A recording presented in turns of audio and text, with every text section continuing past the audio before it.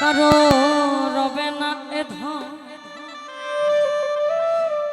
জীবন যৌবন, তবে কেন মন তোমার এত বাসনা, কারো রবে না এ ধন।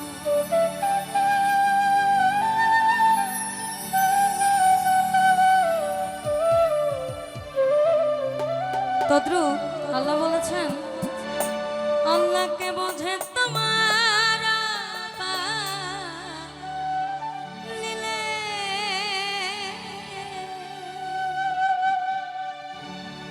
একবার সবুর রং সে বই দেখে দম কষে, একবার সবুরের দেশে বই দেখে দম কষে, উঠিস না রে ভেসে পেয়ে যন্ত্রণা, কারো রবে না এ ধন ভবে জীবন যৌবন, তবে কেন মন করো এত বাসনা, কারো রবে না এ ধন।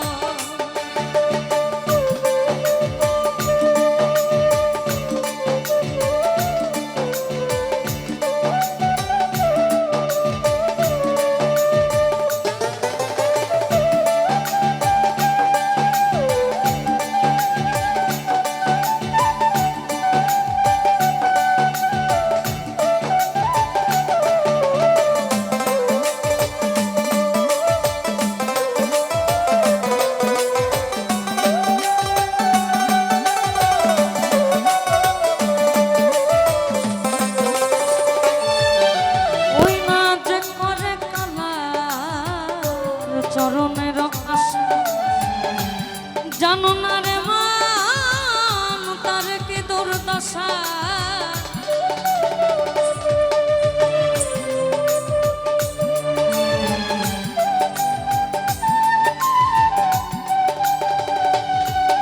ভবে যে করে কালা চরণের আশা জানো না রে মান, তার কি দুর্দশা। ভক্ত বলি রাজা ছিল সর্বস্ব ধন নিল,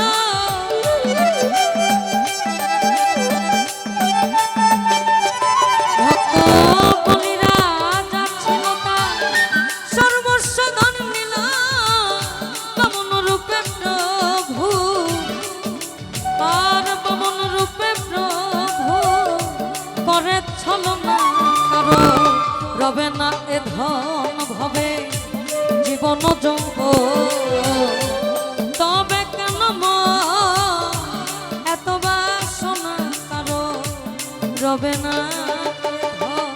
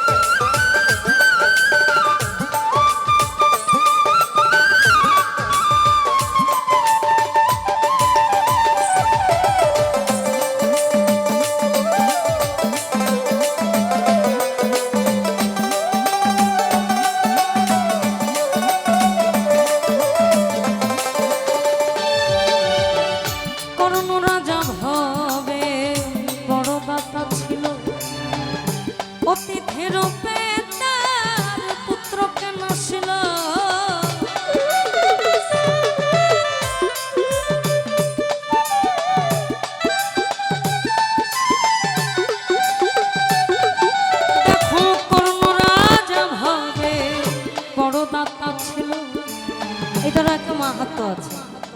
কর্ণ রাজা বাসায় আসন হচ্ছে দেবতা নারায়ণ অতিথি বেশে। এই এই ঘটনাগুলো যারা পালা করে তারা বলেন আর কি, ছোট করে বলার চেষ্টা। তো অতিথি হিন্দু সম্প্রদায়ের কাছে কিন্তু ভগবান স্বরূপ, অর্থাৎ অতিথি পরমেশ্বর। নারায়ণ দেবতা যখন আসে কর্ণ রাজার দরজায়, এসে উনি ওনাকে বসান, ওনাকে বলে আমি তাজা ছেলের একটা মাংস খেতে চাই। কর্ণ রাজা পুরা ওনার রাজ্যটা ঘুরেন, কিন্তু কোথাও কোনো তাজা প্রাণ অর্থাৎ সদ্য নবজাত যে সন্তানগুলো হয় সেগুলো উনি খাবেন, কিন্তু কোথাও নেই। তখন নারায়ণ বলছেন যে তোমার ঘরে তো আছে, সদ্য নবজাত আছে, তাহলে তুমি ওটা দাও না কেন? এখন পিতার মন তো, সন্তান তো, কিন্তু সবার আগে তো হচ্ছে অতিথি। উনি তো জানতো না যে দেবতা নারায়ণ এসেছেন। পরে উনি ওনার সন্তানকে জবাই করে রান্না করে দেবতার সামনে দেন। সেই জন্যই বলা, আর কর্ণ রাজা ভবে বড় দাতা ছিল, অতিথি রূপে তার পুত্রকে নাছিল। তবু কর্ণ অনুরাগী ভবে না হইল সখী।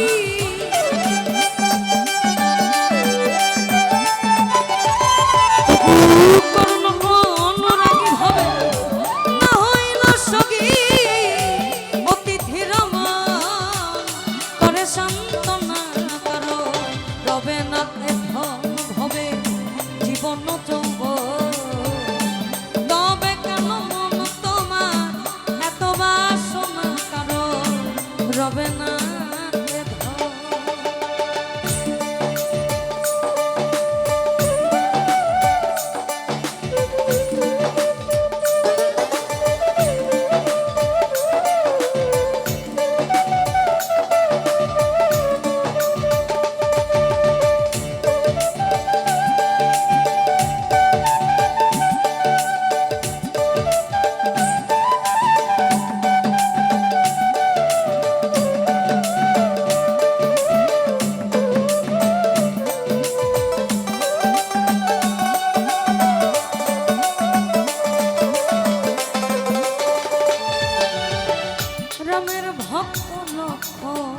ছিল সর্বকালে, শক্তিশাল হানিল তার বক্ষস্থলে।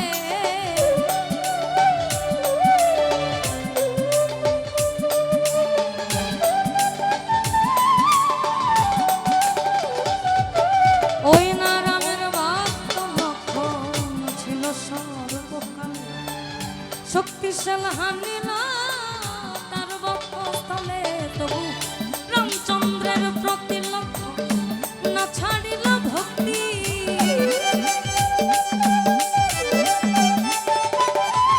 তবু রামচন্দ্রের প্রতি লক্ষ্য না ছাড়িল ভক্তি। লালন বলে কর ফকির, লালন বলে কর এ বিবেচনা কর। রবে না এ ধন ভবে জীবন যৌবন। তবে কেন মন তোমার এত বাসনা কারো? তবে না এ ধন একবার সবুরের দেশে কই দেখি দম কষে। সবুরের দেশে কই দেখি দম কষে। উঠিস না রে ভেসে পেয়ে যন্ত্রণা কারো। রবে না এ ধন ভবে জীবন যৌবন। তবে কেন এত বাসনা কারো? রবে না এ ধন জীবন যৌবন। তবে কেন তোমার এত বাসনা কারো? রবে